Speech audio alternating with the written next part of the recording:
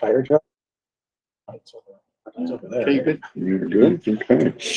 Well, we will call the facilities meeting for February 13th, 2023 to order.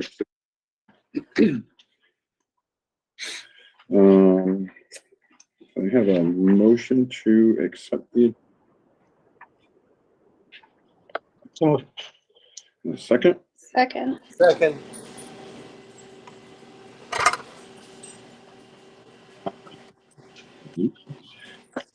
Any change to the agenda?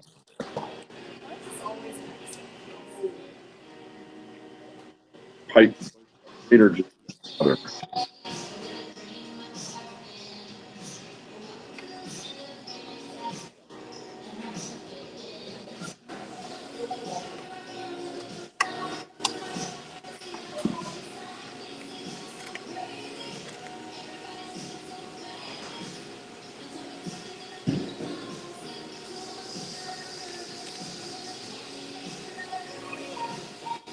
Hey, Tim. Hey, Tim. Tim. Hey, Tim. Sorry, guys, I'm trying. Hey, Tim. Oh, there you go. Perfect.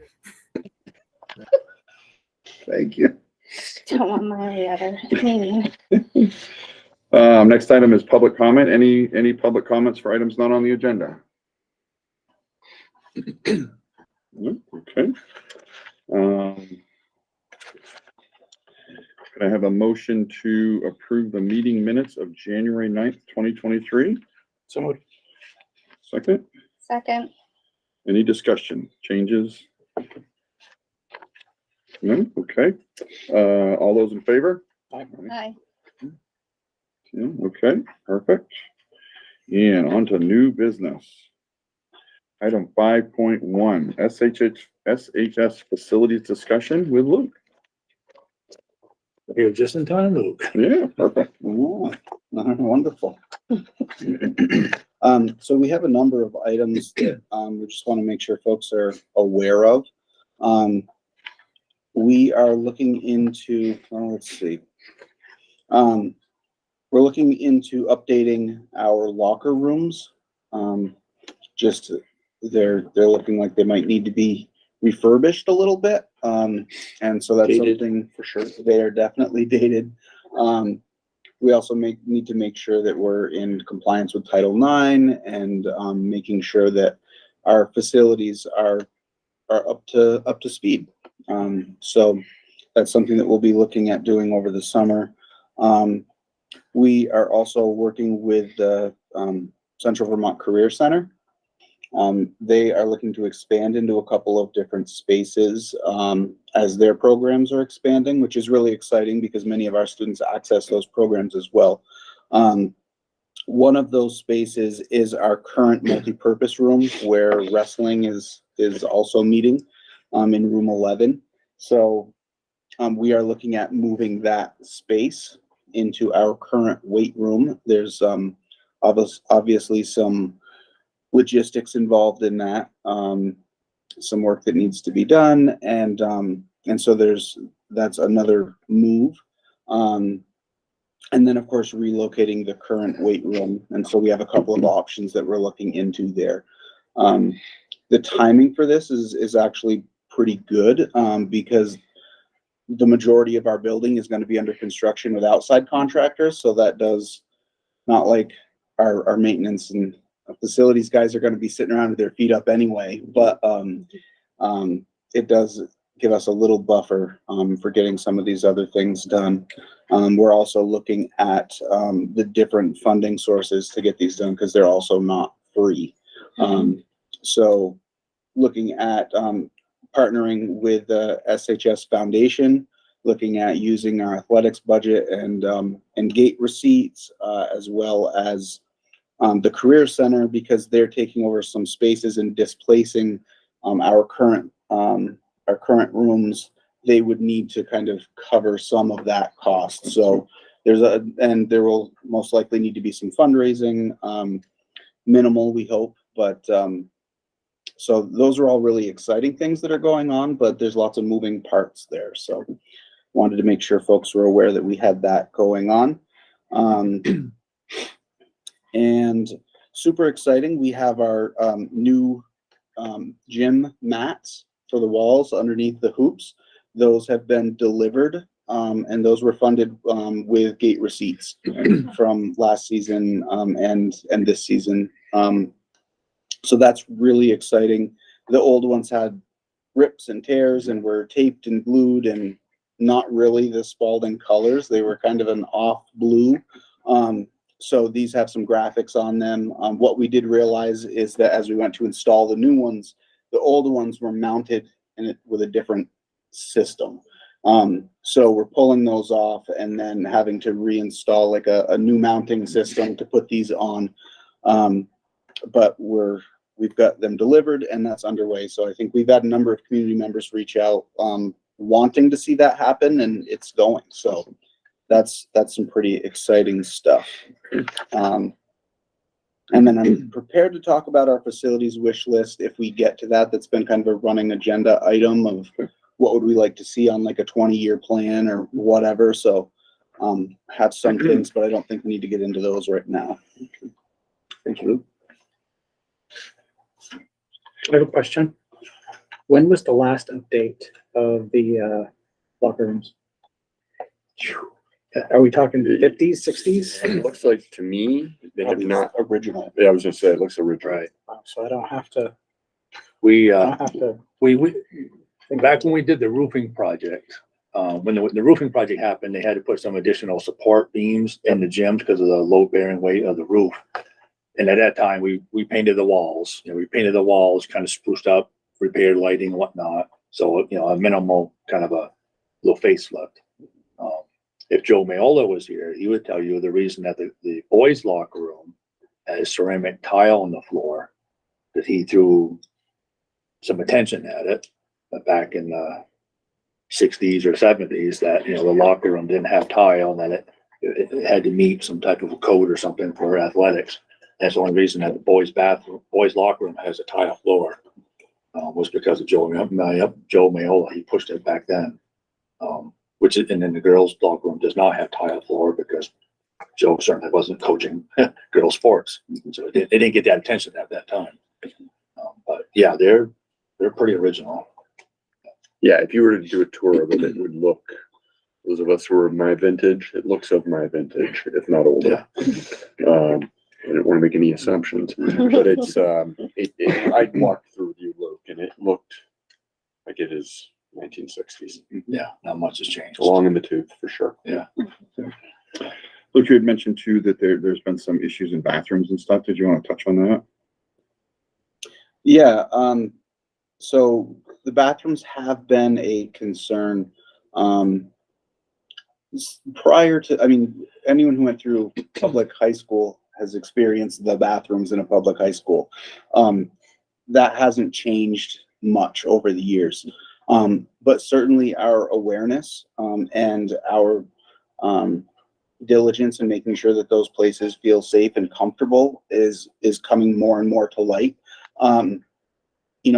Vaping and those types of things create much less of like a smoke that everyone would see and smell, and lingering in the same way. But some of the things that we're seeing in the bathrooms are congregations of students just meeting and hanging out in there, skipping classes, just staying in there for significant amounts of time. There's some vandalism. We've been very fortunate that the vandalism has not been extremely costly. We don't have, our fixtures being torn off or anything like that. We do have some tampering in the soap dispensers, and it's nuisance type stuff for sure. Definitely graffiti. But when we redid our bathrooms, they were treated very well, because folks remember what the originals looked like.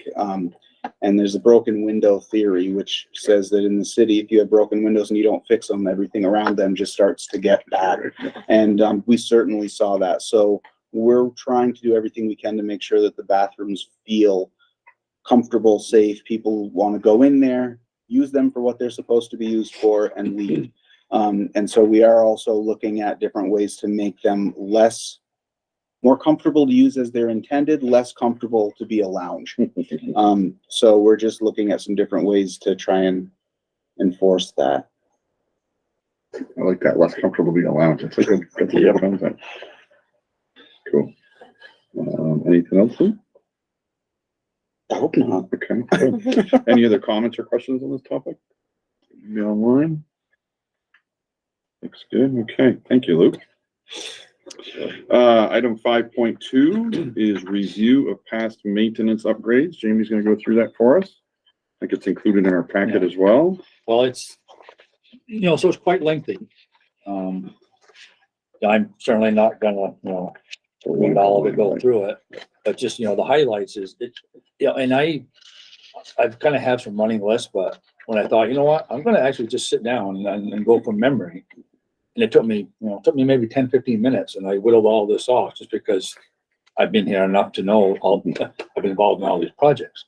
A lot of these major projects, down to little projects. The roofs, the parking lots, like the restroom, for example, we renovated a pair of restrooms every year. We took it right down to bare concrete walls and floors, all new ceilings, new fixtures. I mean, even the old bathroom still had the old individual hot spigot and cold spigot. If you wanted warm water, your hands between the two faucets. The science room, we renovated every science room 1 year at a time as well. Everything from the floors to ceiling to all the, depending on what the curriculum was for that type of science room, and on the type of furniture that we put in there, and, fume hoods and cabinetry and whatnot. Safety items like, new phone systems, card swipe systems, cameras. We did a lot of those things back when we took the initiative to know that, this is what our buildings needed. And from time to time, I go to facility meetings, facility director meetings, and I hear somebody at school talk about they don't have card swipes yet. They don't have cameras yet. They're really far behind. So we have a lot to be proud of what we've done to our building. It's just over about a dozen-year period of all these things we see on this list. So we've been very diligent, with our facility monies and our school budgets to do these things, to take care of our buildings. We still have, a lot to do, but we've come really, really far. So again, without me running through all the list, reading everything, it's quite lengthy. Yeah. There's a lot of money sitting on those pages right there. Wonder how many new folks here don't know what Jackson Dairy was. Right, I bet there's a lot of people who go, Jackson Dairy, what was that? Right? I'm one of them. Oh, really? No kidding. Pretty interesting. Wow. Yeah. It's our visitor lot. Our visitor lot up here around the building. Oh, okay. Little It's actually more the driveway going down is where it Okay, was, that makes sense. if I'm correct. Yeah. Yes. Really interesting place. Yeah. It literally was a warehouse for housing milk and cheese Depository. and butter and whatnot. And they farmed it out through, city of Barrie. You can see I'm a berry transplant. I didn't spend a lot of time in berry. In its last years, it was used as a kind of depository of extra stuff, Makes sense. old furniture. Desks and tables. And Yeah, chairs. yeah. 90% of the time, it was the last step before I went to the dump. Yeah. It was a holding cell. Any questions for Jamie or comments on anything on here? The door locks, I just read the thing about the locking door handles for upgraded security. Have we gone through and double checked to make sure all that stuff is still working? Of all of our classroom door locks.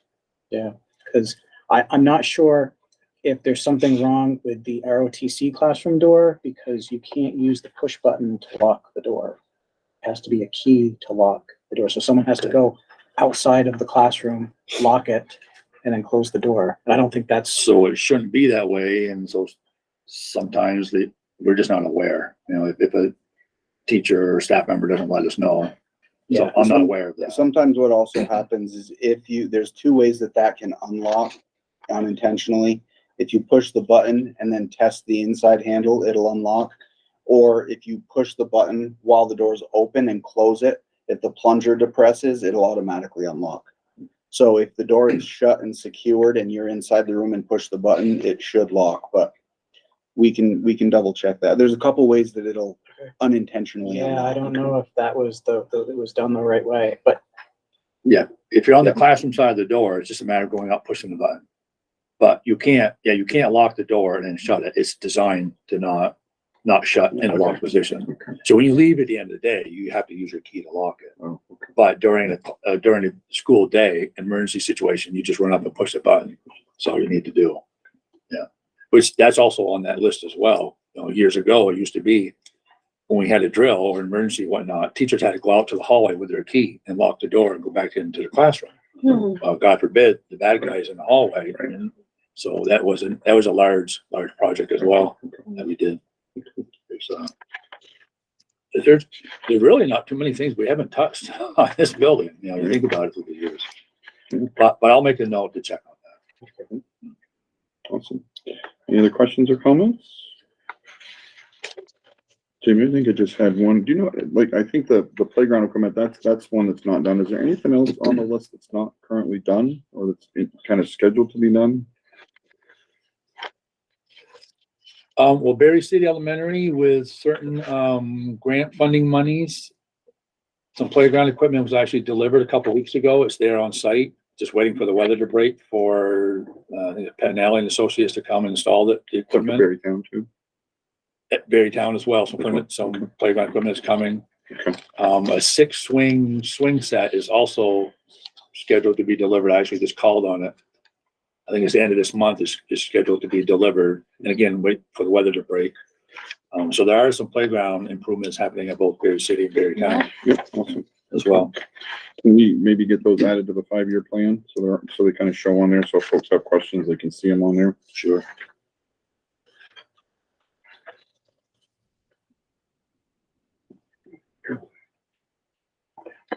Awesome, good. No other questions? We'll move to the next item. So the next item, 5.3, is review bidding procedures. So this is a recently updated procedure, right, Jamie? Is that correct? Yeah, Lisa and I worked on that back, late fall, early winter. So,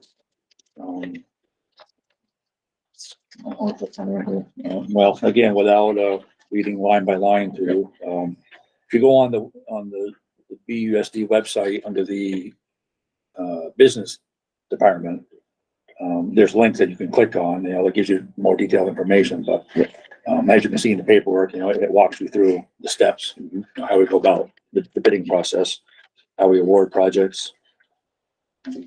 Was there an edit? Was there something new to the process, or is just rules change? What triggered this needed to be updated?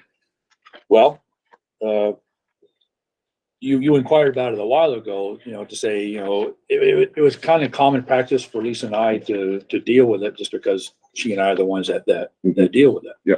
But like you posed the question, if all of a sudden, I was to not be here, Right, Lisa was not to be gotcha. here. Yep. How would somebody behind you know how to, where could you pick up a piece of paper as some guidance? How do you go about How doing this works, right? Yeah, without looking at the So now that statutes is, posted on the website, it's in print. If I was all of a sudden not be here tomorrow, somebody could kind of pick up and have something to work from. Gotcha, okay. So this didn't exist before. This is new. You guys came up with this and. Writing. Yeah. I think it's yeah, more in nice. writing. Yep, It's something yep. we have. Nice. It's just not something that was, Yep. shared Right. publicly on the website. Right, no, that's perfect. Yeah. That's good. And at the same time, and we reviewed it and we tweaked it and updated Yep.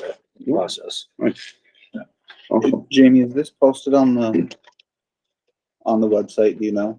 Under the business office It is. section of the BUSD. That's where a lot of the procedures are. Yeah, well, that's because I was looking through the policies and procedures spreadsheet today, and that makes me, I was wondering where, because we can add that on, Yeah. that we have it in writing, it's ready to go. Yeah. Or it's already there, you just have to identify where, so, Yep. I think that has come up.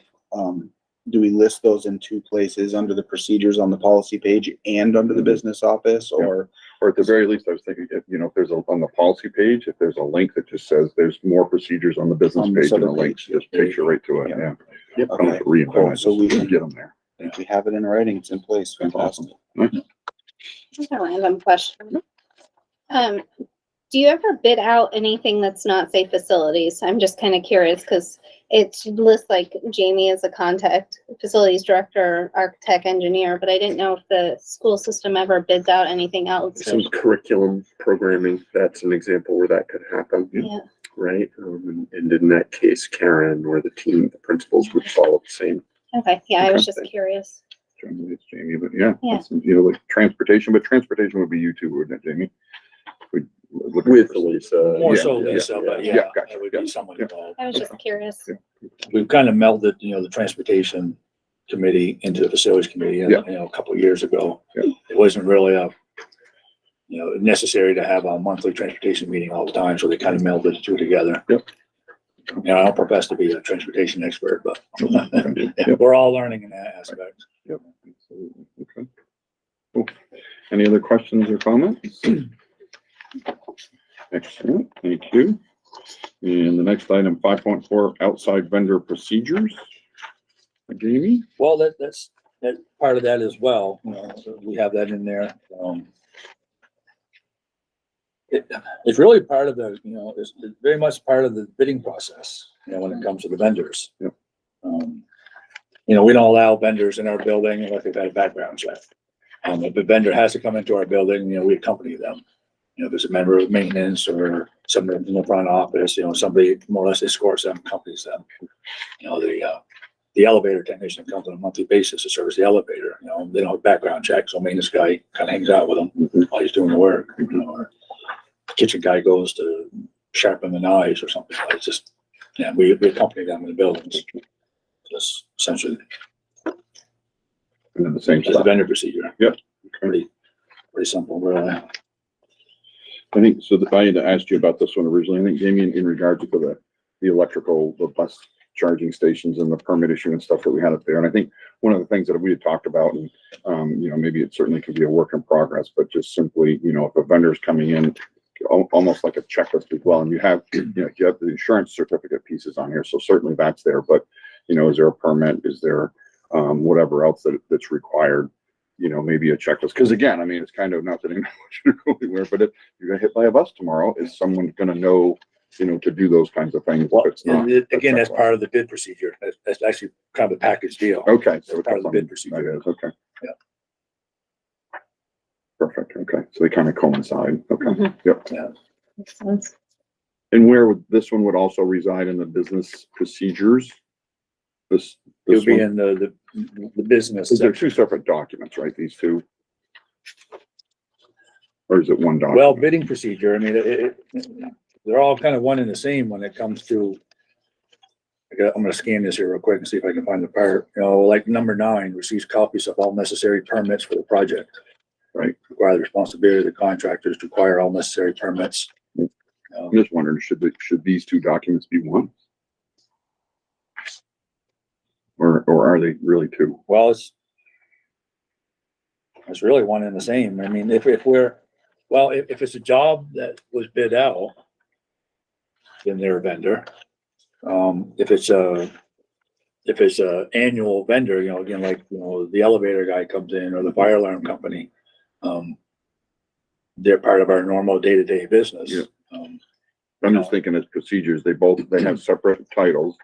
They have separate dates when they were adopted or revised. So I mean, it looks like what's provided is they're actually two separate documents, but are they one, or are they A and B, or, you know what I mean? Or something, can we make it easier and make it one document, or is it truly need to be two? I guess let me put some thought to that. You know, and I don't know.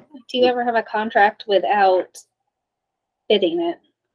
Like, or do you ever do an MOU without bidding it out? Yeah.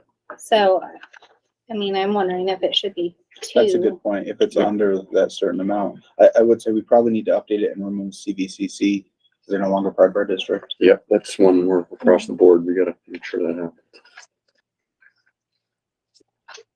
And that's just in the header. I don't think it's huge, but. Right, because if it's a good point, Luke, if it's under 40,000, Yeah. it doesn't have to go out for bid. Doesn't look good, so maybe it is two documents, yeah. But possibly they should reference each other or something. I mean, do they? They're right next to each other at Yeah. least. Maybe that's something we could put on an agenda, like when we have a administrator, director meeting at some point, maybe we could toss that out as a discussion point. Yeah. Yeah, clean it, make it easier for y'all. We also have the other component of the internal use only page. Mhm. That's really not something that needs to go out. I almost see 5.4 is coming before. This initial one it references,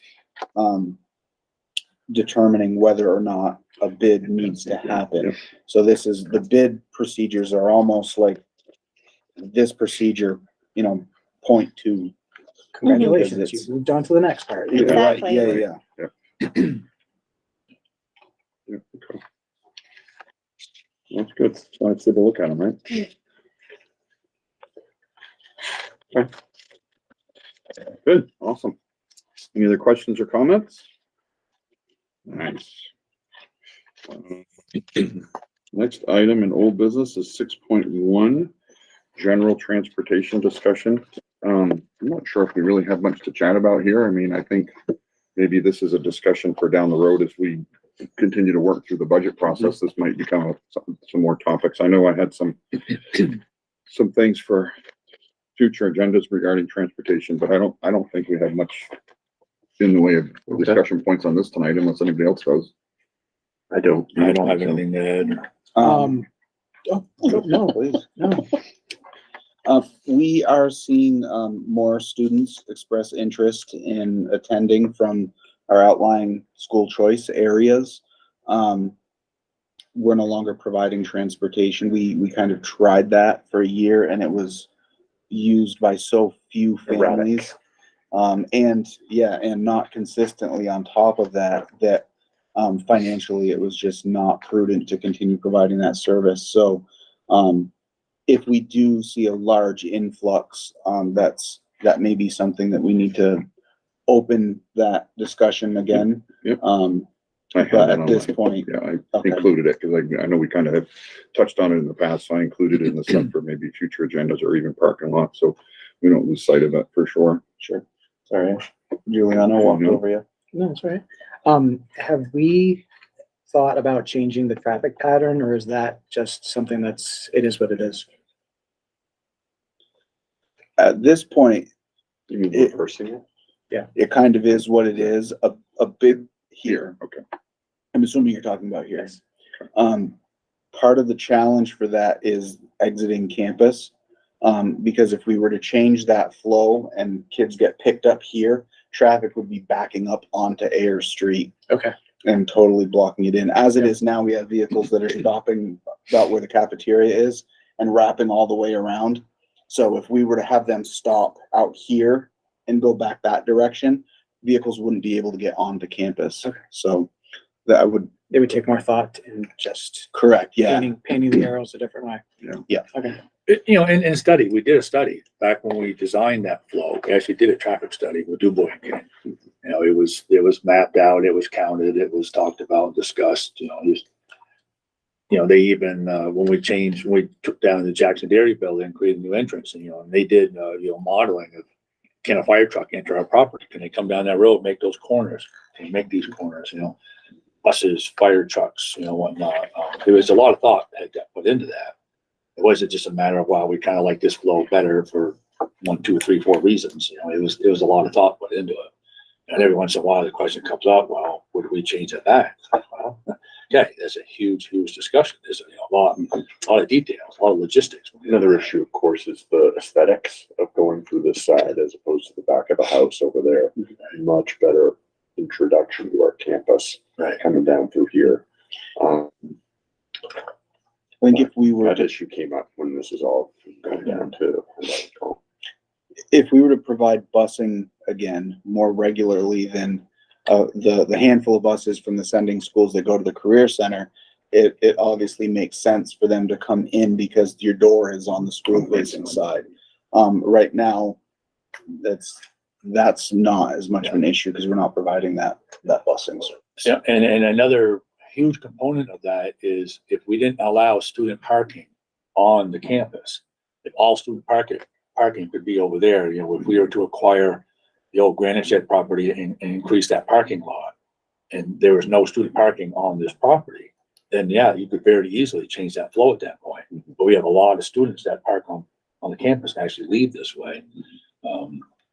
as well as, the parents picking, there are a lot of parents that still come pick up their children, but that would be a big player right there. I think too, is we kind of had preliminary discussions about, a strategic plan for our whole district, and we've also talked about athletic fields and stormwater and lots of things and it seems like that discussion would be timely with those things, right? I mean, if we're gonna kind of tear everything apart like that, that would really be the time to spend some time and think about it, right? And as a discussion, would you open that to two-way traffic again, and would the interest that we currently have now, would that remain two-way traffic? Because like deliveries, the wood chip deliveries and the food deliveries and the paper and trash trucks and whatnot. If that was exit only, you'd taking all that traffic around the campus, throughout the day. You've got phys ed going out to the ball fields. You got a lot of foot traffic to consider. Yeah, A lot to absolutely. consider. Yeah. And we're already starting to talk about it now, so we don't No, get right. into the weeds of it, but Absolutely. Good. Okay. All the same weeds too. I remember having memories of had to be at least 12 years ago. So I guess more on transportation than we thought. That's good. Anything else on that topic? 6.2 EEI update, Jamie. Once you're done. yeah, excuse me. Well, EEI is on site, mechanical contractors, electricians, masons, carpenters, all the tradespeople are here. They're on schedule. We changed the weekly meetings to every other week now. Just seemed like it was a little too much meeting for what was going on. Yeah, they say they're on schedule. I walk up there from time to time. It's very organized, very neat. They make the noise when they need to, but as far as I've heard, it hasn't been too disruptive noise wise. Yeah, contractors are working well with parking. It's about as smooth as it could be. Not a complaint coming back. They've been very conscientious. If there's something they need to do that's gonna make some noise, they'll check in, let us know. If we get any concerns from staff or students, to just pop up and let them know. They'll stop immediately. They've just been wonderful partners to work with. They're very considerate that running a school while they're doing this. So been very happy with them. And as well, they've been very appreciative of us, with helping them out as well, being good neighbors. So yeah. Have they begun any asbestos remediation yet? That happened the first couple of weeks with the ceiling tiles. So that's done. In that section. particular hallway. In that Yeah, section. that was the first thing they did. So that stuff comes out, goes in a box, and it's gone. It's off site Right. immediately. Yeah. Nice. Done. Every day. Every day. Nice. Yep. Good. Yeah. Good. So now Nothing stored here. they're Awesome. cutting block walls, they're running wires for new lighting. It's Yeah. Awesome. shaking and baking. They're moving. That's cool. Have not set off the fire alarms yet. I mean, it's really, Yeah. they were welding today. I popped up there just to check in after our morning excitement, and just checked in with them. They did everything they were supposed to do. They responded according to our protocols. Yeah, I mean, we've had a few smell issues where folks are like, I think I smell something burning. Like, yes, They're welding. it's Yeah. welding in the hallway. Yeah. But in general, like, really very, very good. Yeah, they've been awesome. That's cool. How time frame wise in the section that they're in, how much longer do they have in that section? March March. 23rd. Okay. I was wrong folder. March 23rd and 24th, or 22nd, 23rd. It's Thursday and Friday. Yeah. They'll finish that up, and we've modified our schedule, our academic calendar, so that we can move stuff back in, move stuff out, and get them set up in the next, on Thursday and Friday. And that way, come Monday, we've got a new hallway that's open, and It's cool. I was wondering, maybe for the next meeting, if, a half hour before our next meeting, take a walk up, see how things look. Is that Can. something we could do? Yeah. Or is it off limits?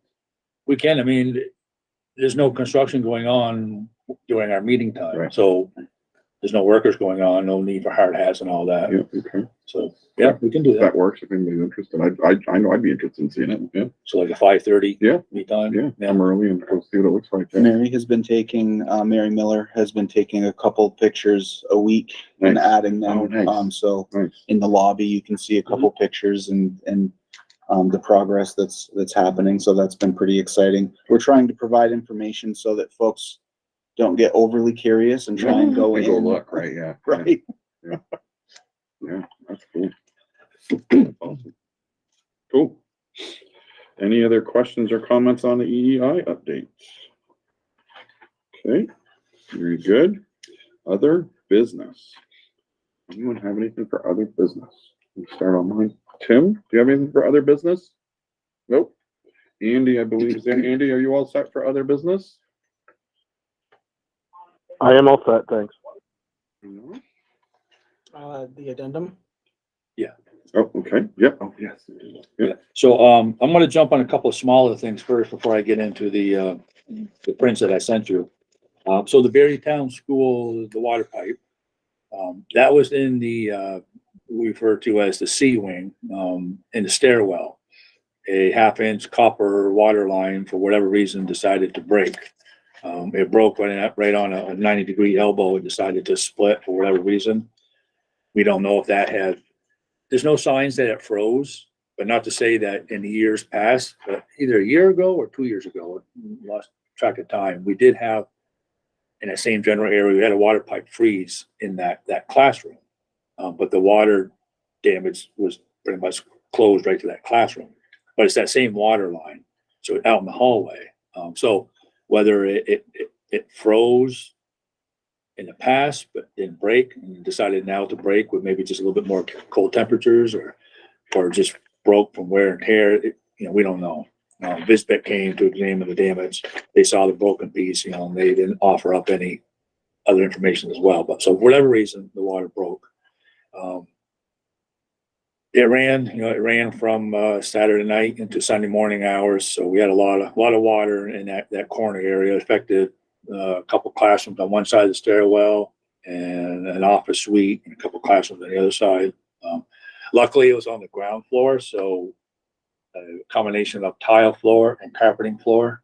The carpet, it saturated the carpet. They extracted it, so it didn't hurt the carpet.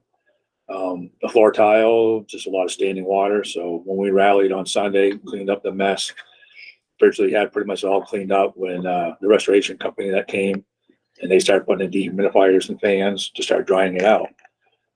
They were impressed with all the work that we had gotten done before they got there, because they could then start setting up the blowers, the dehumidifiers. We had the bulk of the mess cleaned up. And it says, it's within the first 72 hours is when you have the threat for mold. That 4-letter M word. So they were on it right from pretty much on day one when it happened. So, there's no fear for mold, but we have to stay on top of this. And all week long, they had the fans, the dehumidifiers running. It did aggravate some people with, asthma and whatnot. It did aggravate some people because the fans, A lot of air. dust. There's dust in the air. And this time of year, the air is dry. So it did aggravate some people's breathing. But I'm gonna say it wasn't unhealthy. It's more of an irritant, but it wasn't unhealthy. It wasn't mold. And in no way, no fashion was there ever a chance for mold. And we had air testing results were to be in, they hoped they would be in today. The update was by the middle of the week, we'll have those results back. But as they took the testing samples, this is, it's just gonna come back very favorable. So everything was, it could have gone as well as it could have for what happened. We're thankful that it didn't happen on the second floor, right? Because then all that water would have came down through. And Completely different situation. Totally different situation, right? At that point, we probably would have had to close Oh, school. for sure. So Is C-wing the wing out towards where the 2 electric buses? That's C-wing? if you come in the main front entrance, that main lobby, if you keep going straight, That's there's the stairwell. nurse's office in that hallway. Yeah. Go all the way to the very back. that Oh, it's in stairwell. the back. Gotcha. Okay. Yep.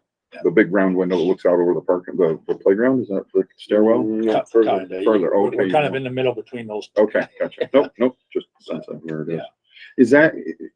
Is that the area where there's a couple classrooms that are typically cold? Is that area or no? That I don't know. I know that, Well, it varies because that building is tough because it's an open concept when they originally designed that building. And through the years, they've been adding a lot of walls. They've been taking open areas and creating closed-in areas. But yet you have a main trunk line running down through the ceiling and it branches off to all the rooms. So it's a little difficult to control. So when you hear reports of rooms that are colder or warmer than others, it's a way where Paul has to go in and manipulate the system, open up valves, close valves. He kind of has to babysit a little bit on these really cold days. So it's not that a room can't be warm. It's a matter of, oh, it's a really cold day. I've got to now go in and manually manipulate the system and bump it up, 3, 4, 5 more degrees to make that room warm. So it's just intricacies of that building.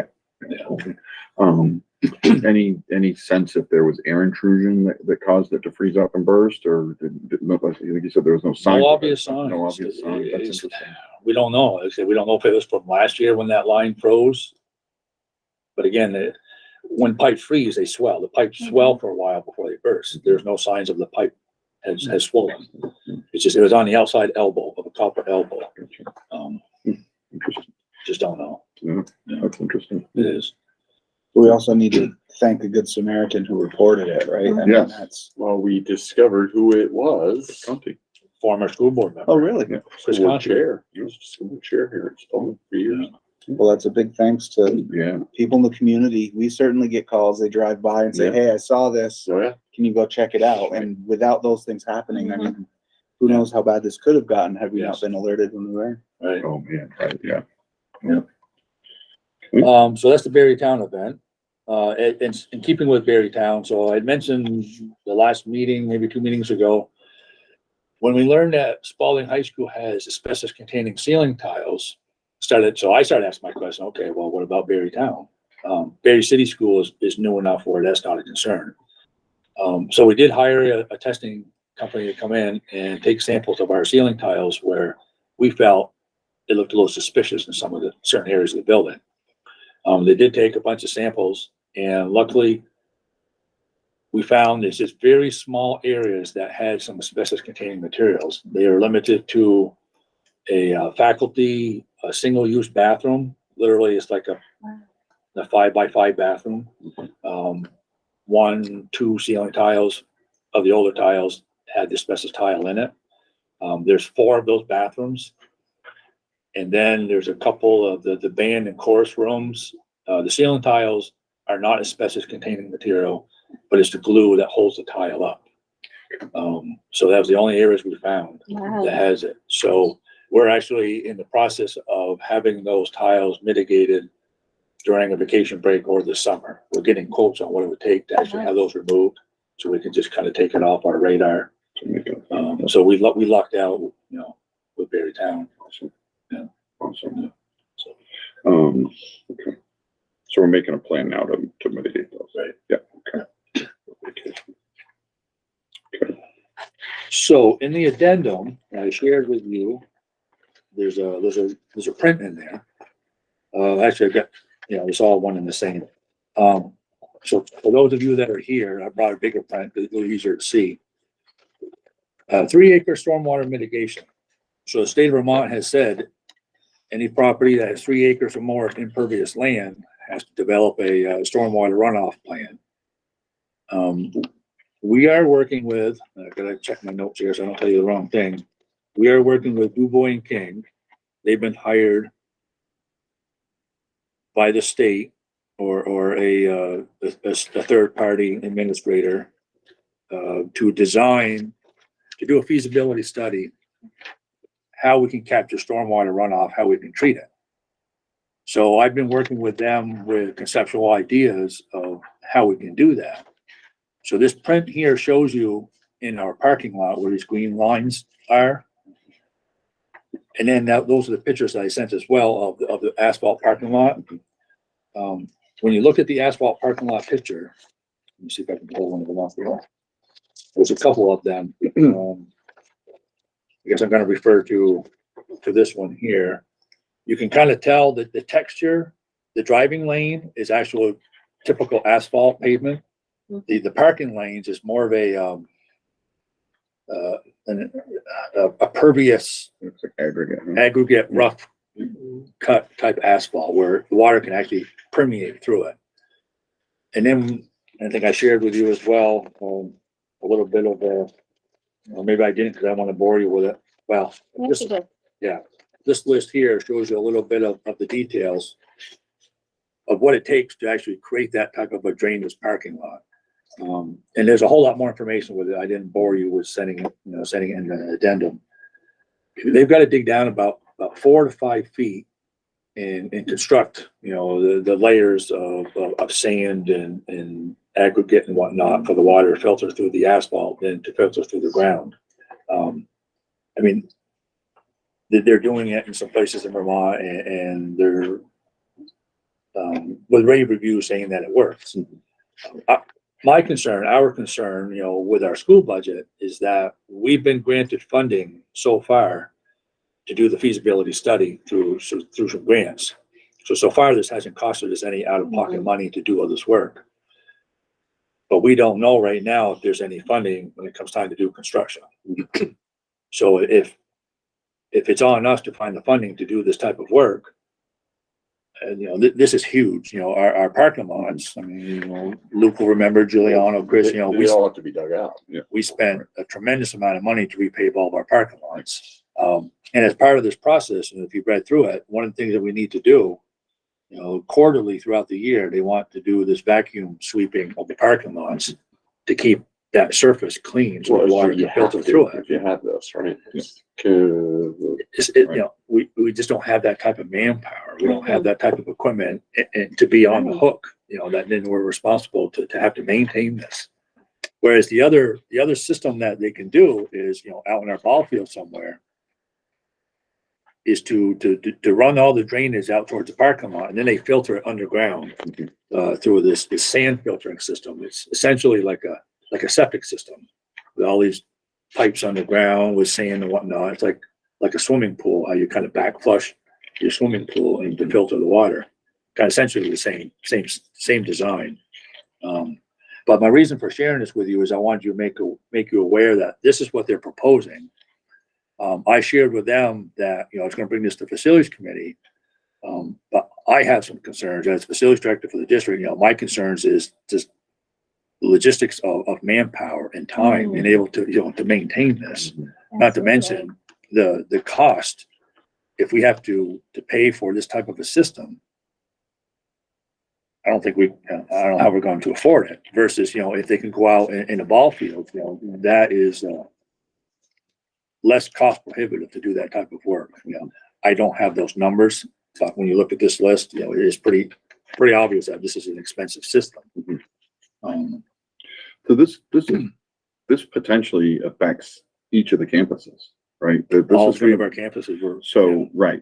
So in terms of Spalding, again, with the, kind of our thoughts on, if there's a desire to do athletic field reconfigurations or redo them completely and, all this stuff. So yeah, it becomes a huge project, but certainly, I think this needs to be from my perspective, is it needs to be a much bigger discussion, including all 3 campuses. And I don't know how you throw numbers at it, but I think this is something that we really got to start talking about in more detail and get this info out to the community, because these could be some huge price tags this times 3.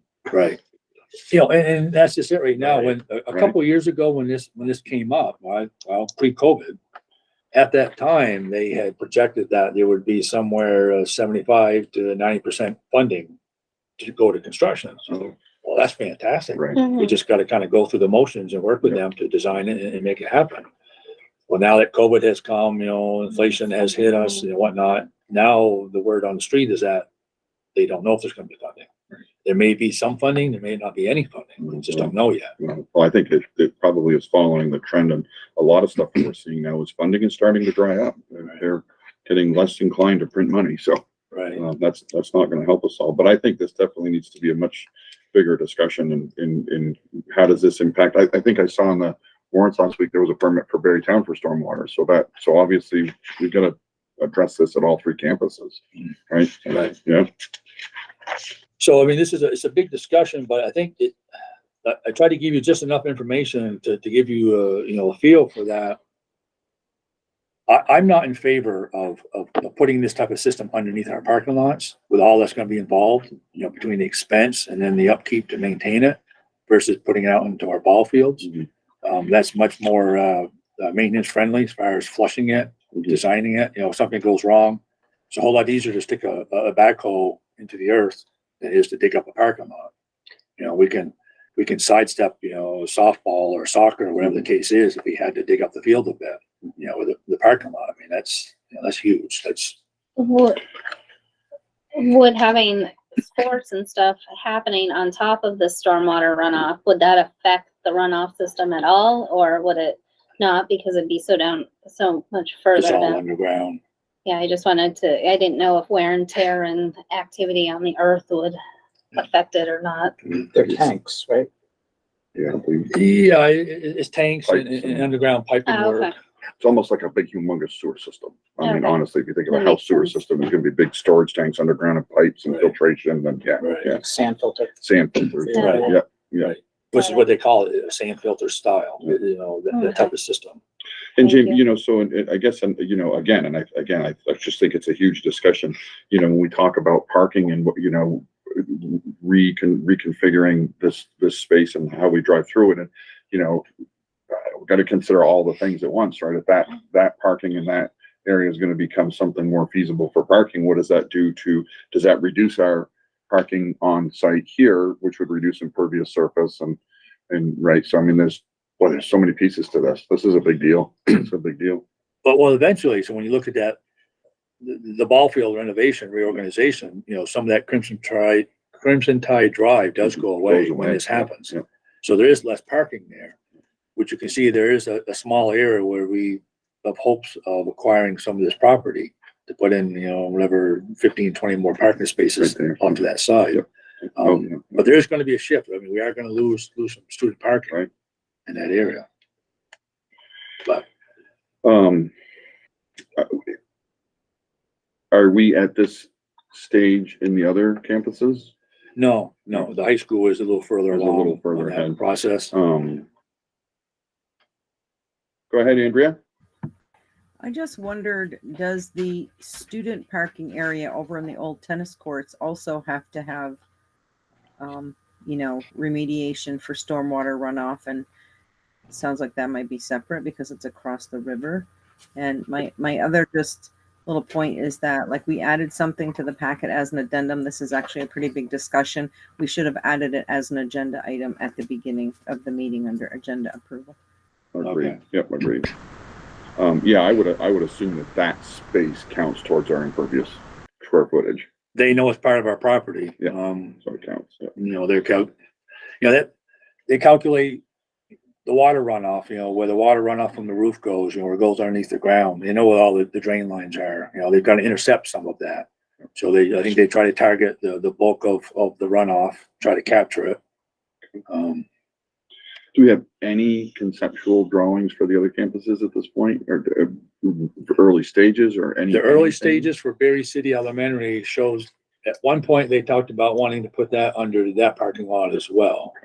But there is the option of actually putting underneath the north end ball field. When you first come up the hill, that first ball field there. I'm just Putting wondering that- if we could, definitely make this an agenda item for a very soon one of the next meetings, and really dig into it. And here's kind of the three of them, and get some more detail on all three.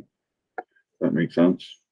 If it's available, yeah. Well, yeah, I'm a bit at the mercy of the feasibility study Right. of these consultants that are drawing up the plans. This is the one that's moved along the furthest. I mean, I do have a bit of a push to say to you as a facilities committee.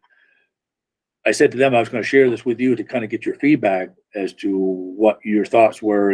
Do we want to allow them to pursue putting it under our parking lot? Or do we want to say, you know what, we're not comfortable with this design. We feel more comfortable with putting this in the ball field and let them design it from that standpoint. I, as your facilities director, would suggest to you, that's the direction we want to ask them to put it in that direction. Because at this point, we're not footing the bill for them to do this feasibility study. And I shared with them, the drawing of our ball field renovation. They said, do you have any plans in the future to renovate any of this space? I said, well, yes, we do, and here's the print. So they're like, okay, great. This is great to know, because they need to take that all into account, when they design this. And I did say to them, I said, I felt bad because I know they spent a lot of time designing this. I said, well, my gut tells me, and I think this is what the facilities committee is going to agree with me as well, is I don't think we want to cut up our parking lot, one, because we spend a lot of money in it. The cost that it's going to take to design or to build this, to construct this, and if the funding's not there, we're talking hundreds of thousands of dollars to construct something like this. A little bit more than that. And then the manpower, to maintain it, because then if it starts to fail, are we going to be on the hook for now not complying with the state for stormwater runoff? Right. I just wonder, Jamie, I don't think we're at a position where we can say yes or no, because we just talked about, we may have some desires in terms of a transportation reconfigure and, maybe some shift in parking if we can do something across the street, and certainly the athletic field restructuring and all that stuff. I think we've got to look at all those things before we could make a decision on this. There's still so many unanswered. Yeah, this is a big deal. Yeah. It's a big deal. I would say no.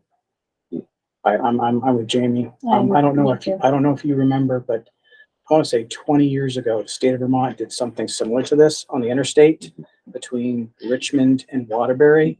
They put that same type of surface down, and it was horrible. Like, you couldn't be behind a car because of the spray. And they say that's not, you're not going to be traveling at those speeds in the parking lot, and then over a period of years, the water froze and started breaking the road apart. Right. So I wouldn't trust that system. No matter how much they say it drains through, it's going to tear up that asphalt. I think it would be astronomical to maintain it over the years. Yeah. Not just regular maintenance, but when it starts breaking and wear and tear. And it mentions something about no blade plowing. Supposedly I asked that question, said you can still plow it, but they also like the idea of you not spreading as much salt on there. The salt's going to contaminate it. And what if we get a lot of, if it's so cold and so icy, they have to mix sand with the salt. Right. Imagine all that sand now start working through all that porous surface. I don't feel good about it. I couldn't support it. Yeah. No, I would agree with Giuliano that that's probably not the right thing, but I don't know if it's appropriate to say move forward with under the athletic fields either until we have a better sense of all these other things that we want to do. I think moving towards the athletic fields is easier because it hasn't been done yet. Mhm. We put a lot of time and energy into either the reconfiguration of the lots, it's just painting lines and figuring out new Right. ways of, moving students out. Instead of this door, you can go all the way down the hall and start your line at the opposite end, so it goes around this way. That type of planning doesn't cost you anything. This will cost you. Going 4 feet down and putting different layers in and then maintaining the top layer, it's just a lot of work.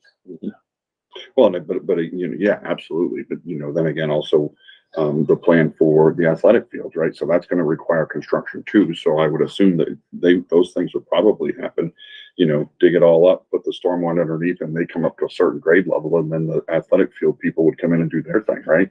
So it's got to be done in conjunction. So, And the athletic fields, as much as we would like them done, right. The cost of that, we had, it was 2012, I think, maybe for 12 or 13, that we had some numbers. They're big. Those are out of date. And they were big then, right? And they were big then. We're talking millions and multiple millions of dollars to do this. And, the property across the way, when that becomes available, then the mitigation of the contaminants and things that are like, I think we got to work with what we currently have and can see, because to wait until our fields can be done at the same time, just don't do it at all.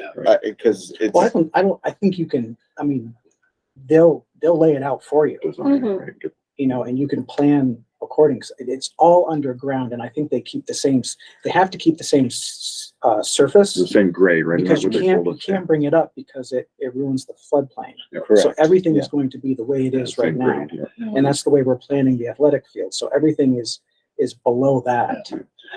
I know enough to know through this process that when they do the sand filtering system underneath the ball fields, you don't know what's there other than a couple pipes that come up above ground that they hook onto and then when they flush it. So those pipes are, you know, along the fence line or on the edge of the ball field or something. So aside from that, you're not gonna know what's No, you know underneath it's under there. there, right? Yeah. So long as they know that this is how we potentially are gonna redesign this field, they build that underground drainage appropriately where they've got access to that piping. Mhm. Yep.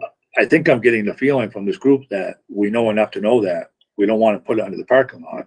We say to them, okay, the consensus from the facilities committee is we don't like this idea. Sorry you spent time on it, but we need it to be underneath our ball fields and not underneath our And parking lot. there's nothing massive going on in that area, you know, it's just different types of soil, a perimeter fence. And the only thing we would need to worry about is, you know, if it actually would go into the football and track area. That's where the major construction and major things are gonna happen if we even go If that we way. get there, yeah. Right. And so I think what a challenge for them would be to build it in such a way that it fits with our existing fields and with the potential current fields. Because that might be 15 years down the road. Right. Yeah. And in all of that time, we're gonna need to continue to use our current fields. One of the earlier drawings they showed me is on the infield of what would become the baseball diamond. That was roughly about the area where they were going to put that sand filtering system out in the middle of the field.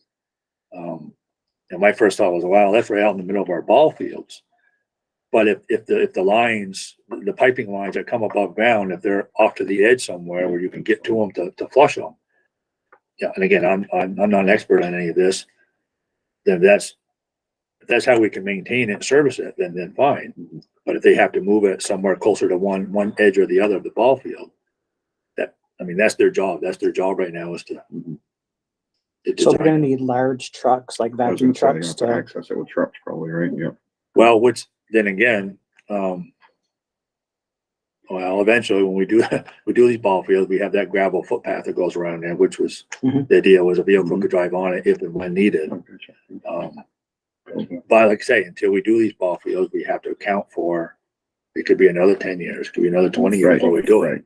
Is it, So, I is hope it not. possible I for them seriously to do up a schematic of both ways with like this, with the ball fields being changed, but as our current layout now? I know we're not, well, there's funding for it, because for them to do the schematics and just say, this is reality. I don't know. well, they've got some homework to do then. So if I say to them, the facilities committee's consensus was, we don't like the design of it being in the parking lot. You need to go back to the drawing board and design it within the field that we have now, knowing that someday we're gonna redesign it to this. Whether it's along the edge of this field or the edge of that field over there, somewhere where it's serviceable Mhm. to maintain the service. Agreed. I think that's the direction we give I them. think that's where we're at, yeah. Yeah. Great. Okay. Cool. Good stuff. Anything else, Jamie? Joanna, do you have any other items? no, Okay, I don't. Mary Jane? Oh. No, okay. I had a couple. So Mary Jane and Andy, so the full board revised the community members on committees procedure, and the terms are now 2 years, and you both expressed interest that you'd be interested in continuing. So as long as you are both interested in continuing, you will now, your term would expire March 31, 2024. And if that is good, I will make sure it's noted wherever it needs to be noted. And didn't see it actually had the DLAC. Sorry, Andy's gone. I'll have to email him a minute ago, but if that's good. I'm good with it. If the Okay. committee would like me for another year. Absolutely, absolutely. So we will do that. And then the only other thing I have is Mr. Bolton still here?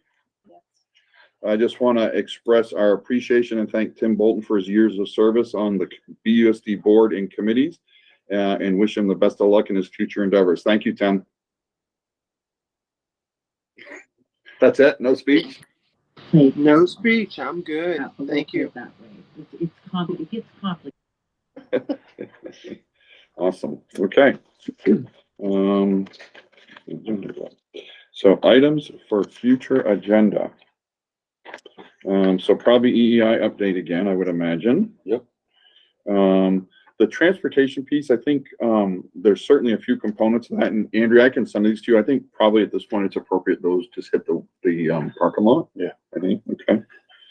So I'll send Andrea a list of those.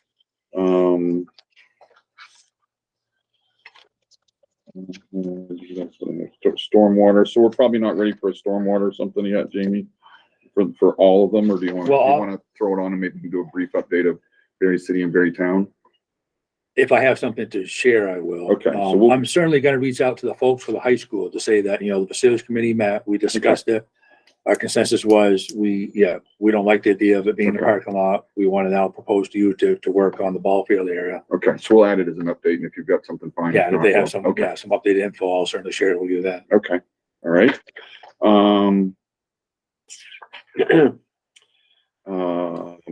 To Luke's point earlier about building to-do lists and stuff, would it be, we could have an agenda item to specifically talk about those items? We can start to talk about those in each building, and Luke's certainly willing and done the work, so we could start with Luke.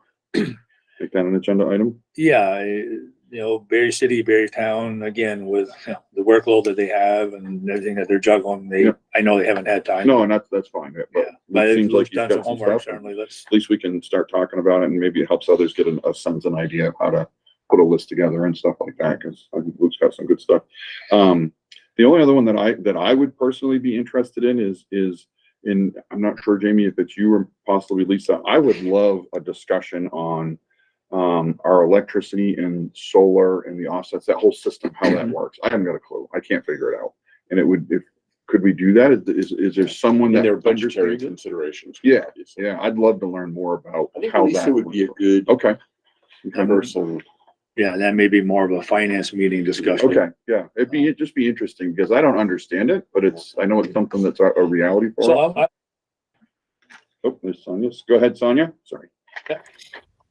So I was and probably still am in the same boat in that I don't understand it, but Lisa has explained it before in a finance committee meeting, and she definitely understands it very thoroughly. She'd be the person. Yeah, I was gonna say the same thing as Sonia. I was there in the beginning and I still don't Okay, understand it. yeah, maybe we can have a conversation. We'll talk to Lisa and yeah, it'd be cool because I'd like to understand it better. I just don't understand it. I'm gonna dare just say, in a nutshell, we pay an X amount per year to belong to the solar consortium. Throughout the year, we build them a certain amount of credits. As sunlight creates electricity, they store a lot of the credits, and then when there's enough to then put towards the next electrical bill, there's some months, like the high school was $12,000, $13,000, $14,000 bill. Sometimes we'll get an invoice and zero Mountain Dew. Like, wow, and it'll say, X amount of credits applied towards that bill. Okay. Then the next month it might be a $2,000 bill, or next month might be just full blown. You're paying all $14,000 of that bill. Okay. So depending on how much electricity has been generated, depending on the solar, Okay. So it varies throughout the year. We pay an X amount per year, and we're guaranteed a certain amount of solar credits. And I'm going to stop there because I'll butcher it. So. Yeah. No, that's good. Thank you. It'd just be nice to understand.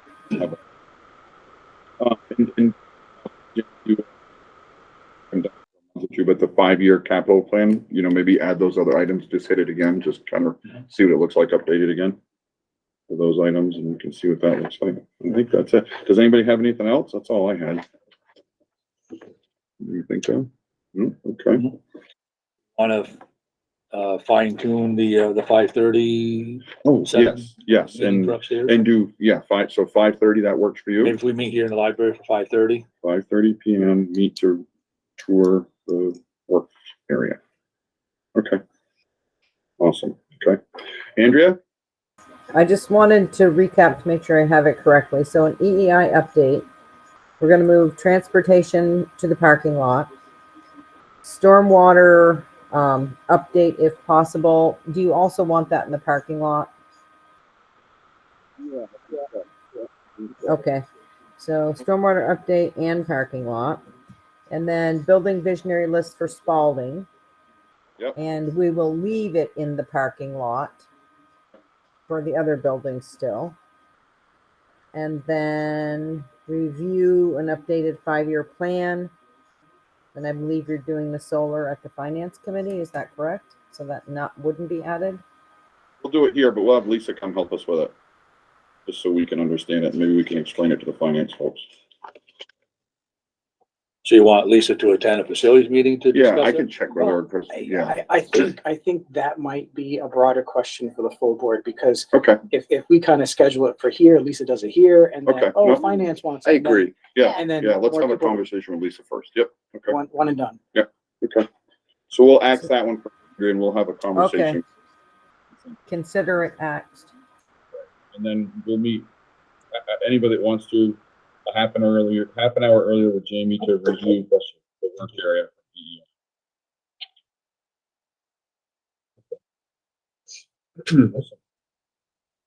Anything else? Okay. Next meeting date, March 13th, 5:30. The meeting will start at 5:30 PM if you want to go on a tour. I think that is it. And I have a motion to adjourn. Second? All those in favor? All right. Thank you, Mary, everybody. I didn't catch who that was. Mary Jane made the motion, Giuliano seconded.